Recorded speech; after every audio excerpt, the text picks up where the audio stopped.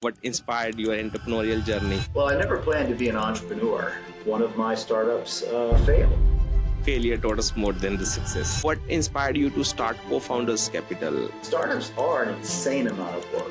Back when I started my first company back in the 1980s, you can survive anything but lack of demand. You shouldn't invest your years into building something if you can't even find the first 10 customers. Brainstorming the business model every month. You believe in your process.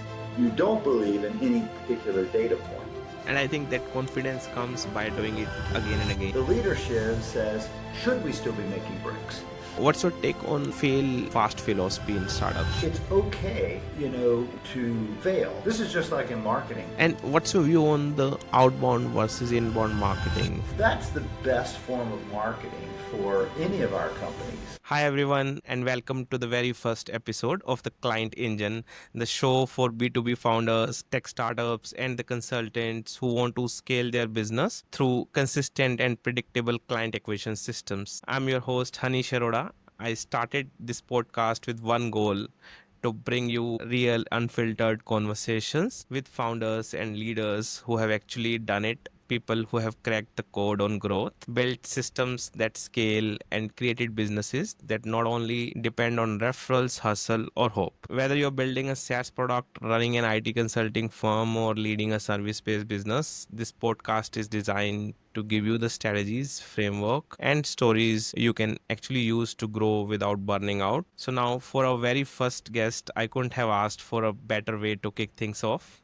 Today I have joined by Mr. David Gardner, seven-time founder and angel investor and managing partner at Cofounders Capital, a VC fund that's backed over 100 early stage B2B SaaS companies. And David is also the author of the Startup Hats, a book that's practically a survival guide for early stage entrepreneurs wearing multiple hats at once. So in this episode, we'll be diving into what makes early stage client acquisition work, the biggest mistakes founder make when pitching or scaling, and how to think like a founder and an investor from day one. So David has seen startups succeed and fail, up and close, and his insights are packed with full of truth bombs and practical guidance. Let's get into it. David, thanks so much for being here and Okay.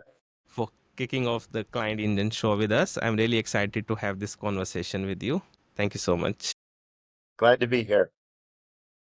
So, David, on your founder journey and background, like you have started 7 companies. So, just want to understand from you, like what inspired your entrepreneurial journey? Well, I never planned to be an entrepreneur. It sort of just happened. My degrees were not very marketable. And I often say the best thing higher education did for me is it left me with absolutely no marketable skills. And if no one will hire you, you are an entrepreneur, whether you want to be or not. And so that's when I started looking at ways to use software, which was my hobby, to solve business problems. And therein, I found a way that I could make money and pay back student loans, and that became a lifelong journey.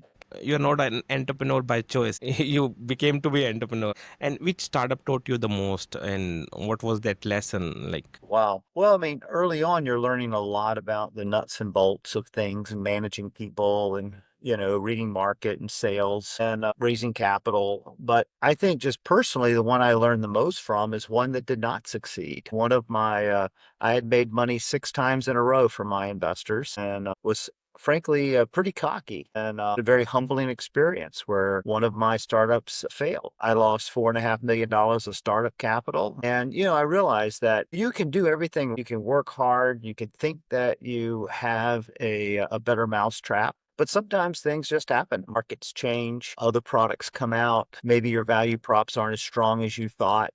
But it was a very humbling experience for me. And I think that you learn a lot about yourself in failure, more so than you do in success. Failure taught us more than the success. And which was that startup like that didn't kick off the way you wanted it to be? Well, I had an online meeting tool and I was a little bit early to market. It had a lot of, it was kind of It was the next generation of something like WebEx, where you could grab any content, spreadsheets, any other application, and drag it onto your browser, and it would throw it into a 3D environment, and you could laser point at it and interact with it as a group. It was really the next generation. It was far better than anything on the market today, but no one Okay. cared. I think the timing was not right, maybe. Yes, yes. Okay. And what inspired you to start Co-Founders Capital? What makes it different from other VC firms? Well, when I went to start my eighth company, my wife suggested that I may not want to do that if I want to stay married. And I wanted to stay married. So I've convinced her that I'm just investing, living vicariously through others, and I haven't actually started anything. As long as it doesn't say CEO on my business card, she's fine with it. Startups are an insane amount of work. I mean, I was working easily 70, 75 hours traveling. It's a huge amount of work, if you're going to run a successful startup and it's growing quickly. And she felt like that we had made enough money, we had worked hard enough, maybe we should enjoy. And so starting to invest in others was Okay. not Yeah. quite as time consuming as being the guy. Now I'm the advisor, I'm the funding source. And so it's not quite as hectic as my life was as an entrepreneur. So it's just the next chapter. And I had always wanted to give back and help. Back when I started my first company back in the 1980s, there wasn't a lot. There weren't a lot of venture funds. There weren't a lot Right. of support groups or mentors. It was not popular to be, to say you want to be an entrepreneur. It was like telling your parents you want to be a rock star. In those days, you went to work for IBM and you stayed there till you died. That was a predictable future, a secure, realistic future. Today, it's cool to be an entrepreneur, maybe too cool, because a lot of people go into it that probably shouldn't. But then I said I want to try to make more capital available. I want it to be friendly capital, capital that brings more than just money to the table. Everyone I've hired, we're all serially successful entrepreneurs. So we like to get involved, get our hands dirty, and really try to Mhm. help the companies be successful, not just hold them accountable for the capital they've received. When building a company from scratch, what do you focus on first? Like when you start any venture, any startup? Well, not the technology. I tell entrepreneurs, don't write any software, don't waste your time. Mock up some screens and a nice PowerPoint deck and go out and try to sign up beta customers. You can survive anything but lack. Technical problems can be solved. It's just a function of time and money. But if you don't have demand, you're screwed. And so I say, mock up the screens, do a good deck, describe what your software is going to do and what its value is and its return on investment. But then go around and find people who give you feedback on that and who believe and say, yeah, I'll be a beta customer for that. I'll pay something. You shape that product and mature it over time. Because if you can't do that, you don't have a company. And so you can save yourself a lot of time and money. A lot of entrepreneurs are way too focused on putting the team together and building the prototype and doing all you need is some pretty pictures and some value props and go out and see if you can sign up beta customers. That is the acid test. If you can't sign them up, you don't have a business. Finding the first 5, 10 customers who invest in you before even the product is like Yeah, ready, you're right? selling the concept. The technology is just a necessary evil. It's not about the technology. It's about the value props and the business problem that you're solving. That's what your business is about. The technology, I mean, if you could sell them a green pill that gave them the same value props and return on investment, they would just buy green M&Ms from you. So don't get hung up on the tech. Yes, yes. If you don't have the first 10 customers, that's a good saying that you shouldn't invest your years into building something if you can't even find the first 10 customers. And how do you handle uncertainty, like high stress decision making as a founder, especially in the startups? Sure, sure. Well, I mean, there's a lot of unknowns in a startup. You build a model and it's based on assumptions. And, I think people will pay X. I think my sales cycle will be Y. I think my cost of scaling is going to be, X amount per server or whatever. Those are assumptions. And you can de-risk your business quite a bit by testing those assumptions, find similar products in the market, talk to customers, look at the sales cycle for similar products, the Okay. similar number of buyers and stakeholders. And you can get a pretty good feel, but there's still this element of I always say half the assumptions in any startup model are wrong, just don't know which half. And so you're constantly modifying, changing those assumptions, remodeling your business. We let our companies, our startup companies, remodel their business every month. It's more important to me that they have an accurate model than that we beat them over the head with some forecast that they, pulled out. Okay. It's more important to figure out. Every board meeting we ask, what did we learn this month? Let's change those assumptions.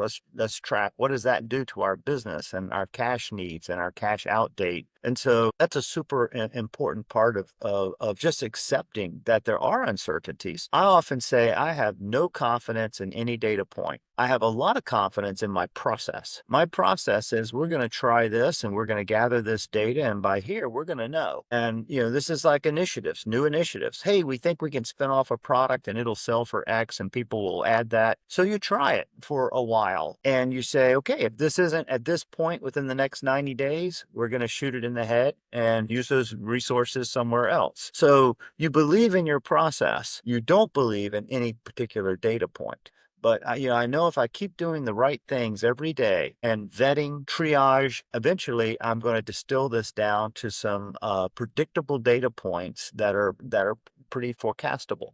And I think that confidence comes by doing it again and again, again and again. When you see the repeatable results, more and more confidence comes in the process. There is a very good point you mentioned is brainstorming the business model every month in every board meeting to find out the best way to get revenue, to sell something.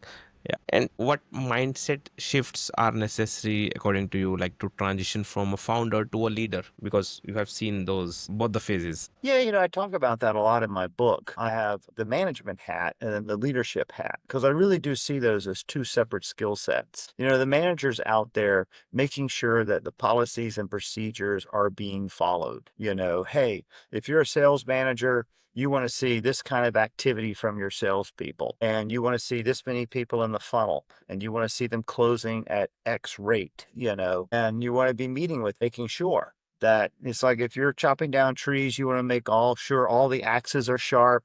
Everybody shows up on time. They're cutting those trees down. Safety protocols are being followed. That's management. It's not leadership. Leadership, as Stephen Covey says, is the guy in the cutting team who climbs the tallest tree and yells, "We're in the wrong forest." It's not the tactical day-to-day piece of it. It is, should we be doing this? And so, it's like, the manager says, are we making bricks as good and as efficiently as possible? The leadership says, should we still be making bricks? Maybe we should be making something else. Maybe we should be selling our bricks to a different market. Maybe we should be making different kinds of bricks.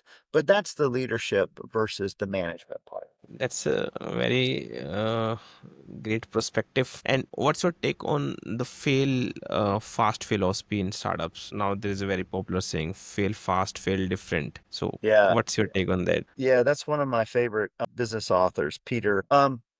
If fall forward fast, and it's just try stuff. You want a culture. This is why most innovation comes from startups and not big companies. It's okay, to fail. I tell my people if they're not failing miserably at least twice a year at something, they're not taking enough risk.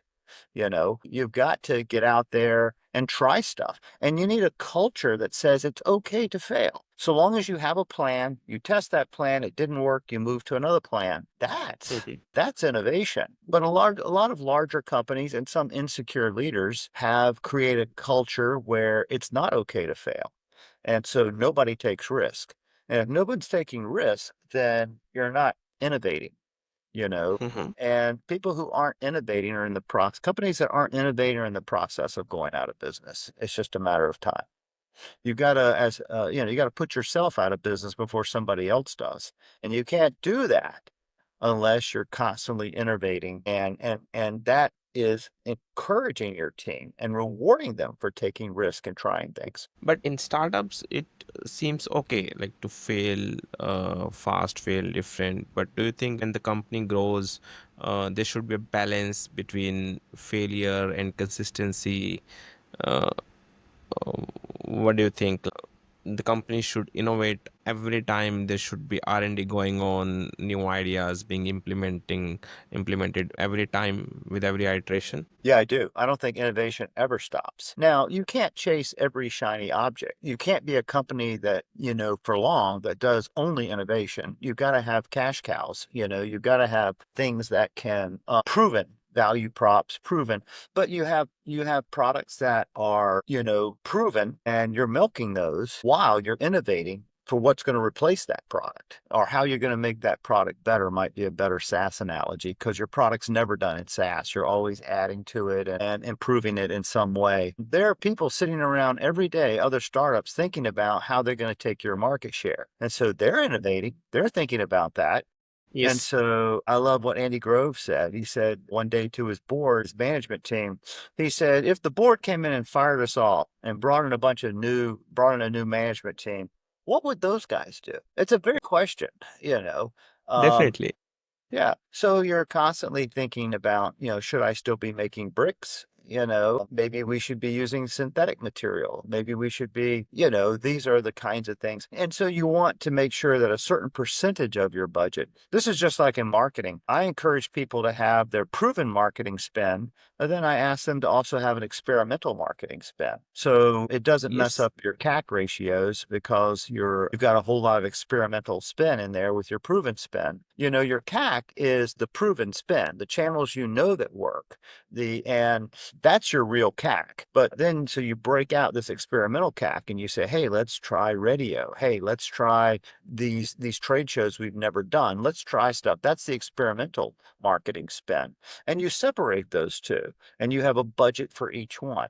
And that's how you do innovation. Yeah. And what's your view on the outbound versus inbound marketing for B2B SaaS, like for client acquisition? Yeah, outbound, like cold calling or outreach, versus marketing lead generation. That's a question that every company wrestles with.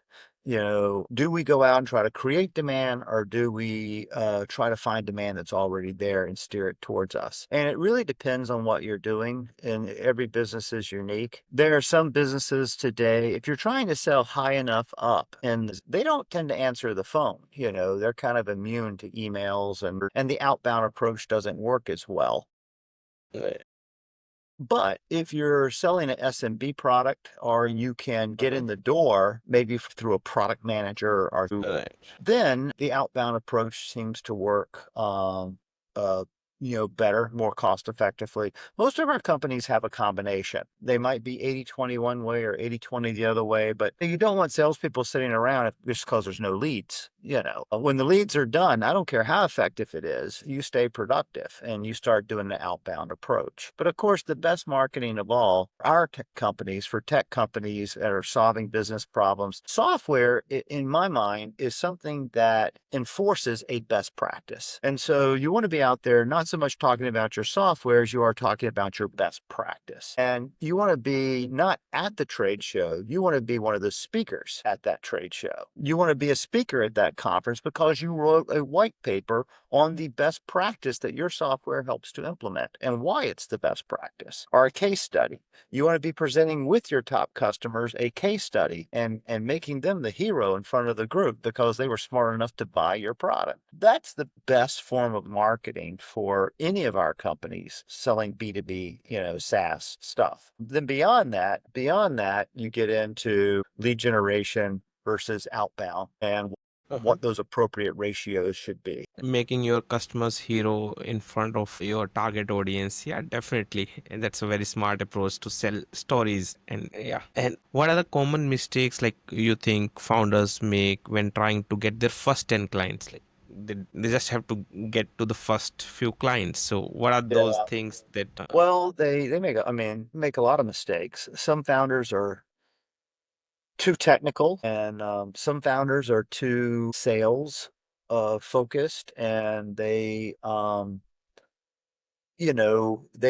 forget that everything has to be grounded. Your promises have to be grounded in what you can deliver, or you lose credibility. And so each right? founder needs different advice from us, depending on their personality and what's right-handed or left-handed, to them and their comfort zone. But common mistakes are, going to market before you have that real minimum viable product, figuring out, okay, this is the minimum to get customers to buy this. Sometimes they go out too early. And then once you blow those beta relationships, it's very hard to get them back or to find out. Another mistake is giving the beta away for free. I think you should Yeah, always charge for your beta software because you don't want tire kickers. They've got nothing vested. They're not going to take the time to learn and really enforce usage of that tool in their organization and give you real feedback and real product features that they need. I always charge for my beta something. They get a discount because they pay through pain and suffering,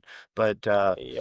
but they got to pay something or they're not a real beta customer. Agree. They have to have skin in the game, something, And I talk any about reason. this. I've got my recruiter. I got a whole chapter in my book on recruiting because you're recruiting as hard as you can go in a fast growing startup, and you're no better than the people you hire. And so, when you have a lot of turnover or people not working out, I always look at the CEO or the founder and I say, okay, which is it? You don't know how to hire, you don't know how to manage. It's got to be one or the other because everything is the CEO's fault, good or bad. So, I spend a lot of time talking about how to source candidates and how you're always recruiting, you're always keeping people in the wings ready to go, and how to interview them and how to check references. That's when you slow down. Sales is a fast hat. Administration's a fast hat. Do it, get it off your plate as quick as you can. It's a numbers game. But hiring is a slow hat. That's when you slow down, you take your time, you talk to several different candidates, you check all the references, you keep digging deep on those interview questions, you talk to people who have been responsible for their performance in the past, because the cost of a bad hire is just horrific, especially in a startup. You got, 4 or 5 people, this person is 20, 25% of your team. And if they don't perform, that's massive. That's massive. And then you've got to put them on a performance plan and you got to Right. go through the recruiting process again. So you really want to make sure that you get all ringers out of the gate. And a lot of times entrepreneurs hire out of desperation. They're so Yes. busy, sometimes a victim of their own success, but they're so busy and they're overworked and they just got to get some help in here as quick as they can. Yes. A bad hire will gonna cost you more than even the good hire will gonna pay it. And as an investor in over like 100 startups, like what traits do you see in founders who consistently succeed? Any patterns? Yeah, that's a good question. There are signs and there are warning signs. An entrepreneur is that type A personality. They often, did athletics or something competitive, even if it was the debate team in college. But usually they have some competitive edge. They want to push themselves. They're okay with the chaos. They don't need their inbox to be empty every day to feel good about themselves. They're okay with lots of opportunities swirling about, and that doesn't stress them out. They see that as potential. It's a different mindset. Doctors don't necessarily have that mindset. Doctors were trained to follow a protocol. This is your protocol.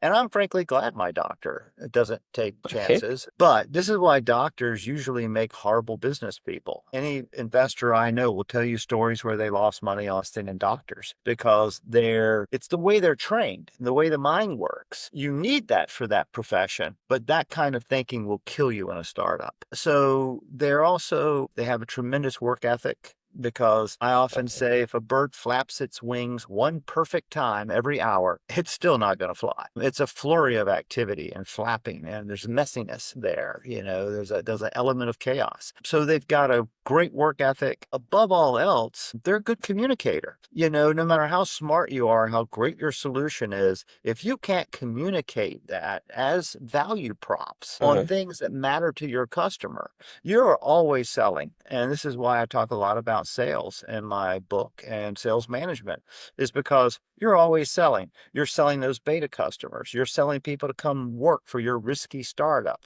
You're selling investors on why they should put money in. You're constantly communicating value props. And you have this passion, this energy about you. And people listen to you and they see that energy and they just know you're going to will this into existence. You're going to do whatever it takes. And that's That's what I'm looking for. But I'm also looking for something else. The counterbalance to that is I need CEOs who are data driven. Hmm.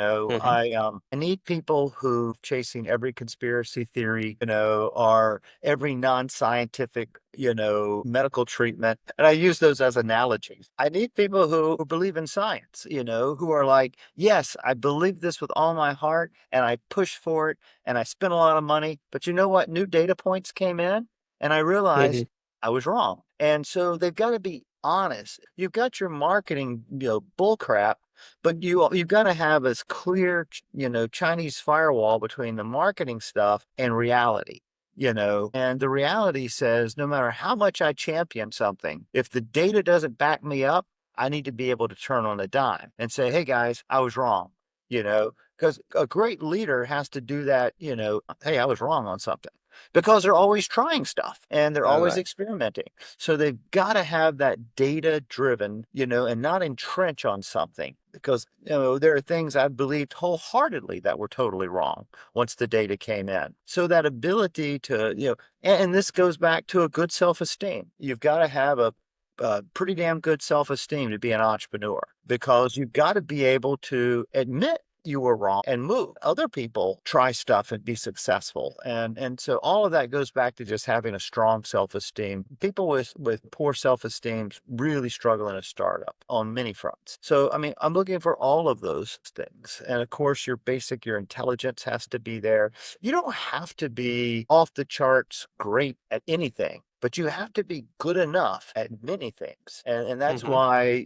I talk about the startup hats because you got to wear a lot of hats, and you've got to be able to wear that hat well until you find someone who can do it better than you and you can convince them to come work for you. And that's going to be probably my next book is taking off the startup hats, when to take them off and in what order to take them off. Great. I would be the first customer for that. Well, thank you. And what's one thing you wish like founders understood about VCs? Because now let's go to the other side. Well, I did not have a great view of venture capitalists. I started the first SaaS-based business in North Carolina, and I remember how inept the VCs were. I was explaining the SaaS model to them, and they lived in a world where you bought software, you installed it behind your firewall, and that's where it lived. And I was talking about the software not even running on your hardware, but running out in a cloud somewhere, and you're just accessing it through a browser. And they couldn't get their head around that concept. They were like, so why are you renting the software? This doesn't make any sense. And, aren't you just financing the software for a customer? And I was like, guys, I believe this model is going to be big. There's all Hmm. these advantages. I did not find them particularly inept or understanding of the business problem I was solving. They often want it to be much later stage. And still today, venture capitalists want to be late stage. They want to see the financials. They want to have a model that's proven to work, but then they'll pile some gas on, to scale that. I live in the very early stage. I have no problem writing a pre-revenue check. So I run a small fund where we can, invest a couple million here and a couple million there. Because that's as much as a startup can take. You can't put a $25 million check into a typical startup. You've diluted the founders, Right. to where they don't care anymore. So I run small funds, 50 million, $60 million type funds where I can write those smaller checks and get more involved. It's a lot more work and we don't make as much money as the big VCs that pile hundreds of millions of dollars in late stage. But that's okay. We're where innovation really happens and we like what we're doing. And so we live there. Back to your question. I think one thing that helps you think, oh, I got to go to a venture capitalist and beg for money and kiss the ring. And, venture capitalists are begging. When you walk through the door, they're praying to God that you're the one, because they've had 50 meetings before yours and none of them worked out. And they spent a lot of time and due diligence and they're just praying that you're the one. Please get the full Right. package, be data driven, be self-confident, be passionate and charismatic, be, we think that VCs, I mean, these guys, we beg for way more money than entrepreneurs will ever beg for. Okay. I have to get a couple hundred investors to put money in my fund. That's several hundred meetings. And my pitch is give me money and I'll tell you what it's for later. That's a tough sale, you That's know? a tough pitch. Yeah. So, we beg for way more money than they will ever beg for. So when you walk in the room with a venture capitalist, feel a little sorry for them. It would be how I would encourage, and don't go in there with all the answers. It's okay to say, I don't know, but I believe in my process. And here's the process by which we're going to find this out. Here's our hypothesis. Here's our process. And here's how we're going to figure that out. Venture capitalists respect that. Right. I'm very concerned when an entrepreneur comes in and they got all the answers. It's all figured out, and here's what's going to happen. Here's my 5-year forecast on a product I haven't built yet. Just file that away. And those are the things that I wish people knew about venture capitalists. Also, work your venture capitalist.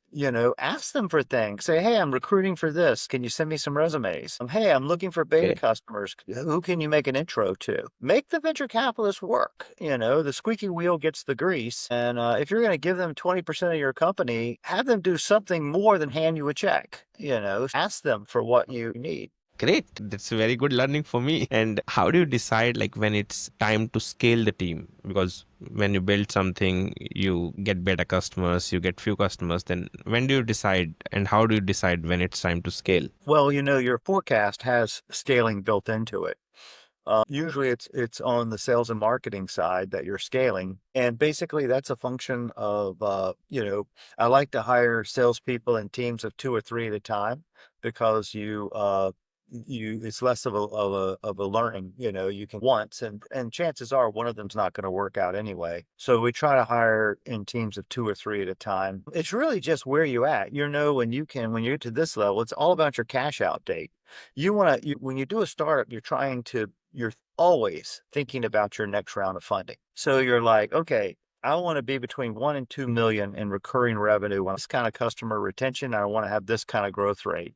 That's the story I want to tell. So you work backwards from there and you say, how much money do I need based on these assumptions to get there and have that story, by February, what will it take for me to make that story credible? And then you work back from there. And so, and then your rough stuff, if things are panning out, you might be able to, and your salespeople are hitting their quotas, you might be able to be more aggressive, Mhm. and spend a little more money, bring on a few more people. If your value props are quivering, maybe they're not as strong as you thought, or maybe the sales cycle's a lot longer than you thought. Then maybe you need to tap the brakes a little and slow down that spend. Give yourself more runway. And Yeah. cash out date, and we always track where will the story be at that cash out date based on our best assumptions as of this board meeting. And then sometimes you have to do a bridge round, to get there. For every million we invest, we reserve 2 million for that company because we know we've got to protect it if things don't go the way that you want it to go. Or if it really takes off and does well, we want to maintain our pro rata ownership in that company. So, and this is the problem with angel investors. A lot of times they gave you all the money they have. And, it's much better to try to take money from a deep pocketed organization that's going to be able to stay in there and protect their investment moving forward. Yes. And how do you balance between product development with sales and customer service? Like those two things together, how do you balance? That's like asking me which wing of the airplane is more important. You got to get customers and you got to keep them. And so I like sales to run both sides of that organization early on because I think that you want to make sure that your promises are things that what your salespeople are promising are things that you can deliver on. And if your people that are using the product aren't happy about something or it's missing functionality, you want that very quickly to get back to sales and to product Mhm. development. And so the organizations that do really, really well are ones where product and sales and customer service are talking, preferably in the same room together every day and sharing those insights because you got to have certain features to sell and you got to have certain features to keep. A lot of times people want to see certain features to buy the product, but once they start using it, they realize actually what they needed was these features. And so you got to listen to both sides. If you get too assertive of a sales leader and they Mm-hmm. always get the products to drive sales and you're not getting the features that you need to keep those customers happy, then you're going to see, then we look and, you manage by looking at the dashboard. And, if your sales are taking off, that's great. But if your customer retention is waning, then you've got to rebalance that organization and where resources are going. And so it's like flying a plane at night. You look at the instruments and you decide what you need to do. How do you help your portfolio companies to stay focused? Well, I mean, we ask a lot of questions. So we say, hey, what's your contingency if that doesn't work out? Hey, if you weren't doing this, what would you be doing? If you weren't spending that money on this, where would you be spending it? And then that kind of leads into a conversation of the pros and cons of two, because CEOs kind of become this referee, resource referee, of where resources go and where you invest those. It's almost like they're managing a portfolio, and they're investing in different Right. parts of the organization. And so a lot of telling questions. I like to ask salespeople, hey, the last few times someone didn't buy from you, what was the reason? What Right. did they say their reason was? And then how can we preempt that objection? Yes. So we're asking, we are so much telling our CEOs what to do because I tell them, look, I don't make any decisions for your organization. I can't hold you accountable unless you get to make all the choices. That's the good news and the bad news. Now, I may ask you to listen to a sad story, how I did something once and really screwed up stuff. Asked you a whole lot of questions, but in asking those questions, I'm hoping that the CEO will and our founder will come to their own decision about what to do, and by just through asking them the right questions. Okay. If you have to start all over again today in 2025, what would you do differently this time? I think I was a little bit too stingy with my equity. I think that I didn't raise enough money, didn't waited too long to raise capital because I didn't want to suffer the dilution. I didn't necessarily recruit always the best person I could have because I wasn't willing to give them a couple of points that they wanted of the company. And those are, maybe I was greedy. I thought I was being efficient, but I think that it hurt some of my companies. I had great exit multiples, but it's better to own a smaller amount of $100 million exit than it is owning all of a $12 million exit. You know, um, it's so, I didn't think big enough. I was trying to hold on to equity more than seeing the big picture. I tell entrepreneurs today, raising capital isn't a problem. It's an opportunity. It's an opportunity to get the right people aligned with your success. Because so much of success is about who is around the table, whose thoughts are going in, you know, whose networks are you tapping. So don't see raising capital as a problem. See it as an opportunity to get the right people involved in your success. And I did not have that point of view for my first several businesses. So Yes.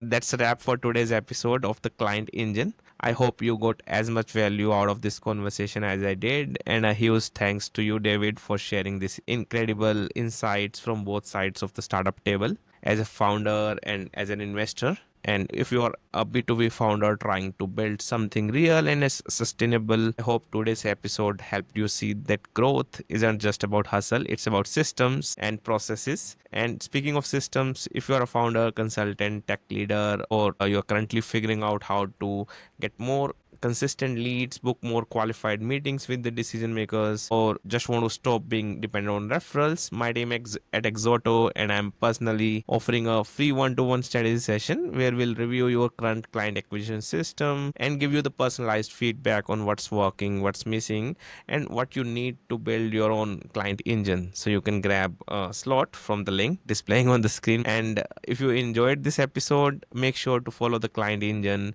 share it with a founder friend, and leave us a quick review. It will really help us grow the show and bring on more amazing guests like David. Thanks again for listening, and I'll catch you in the next one. Thank you.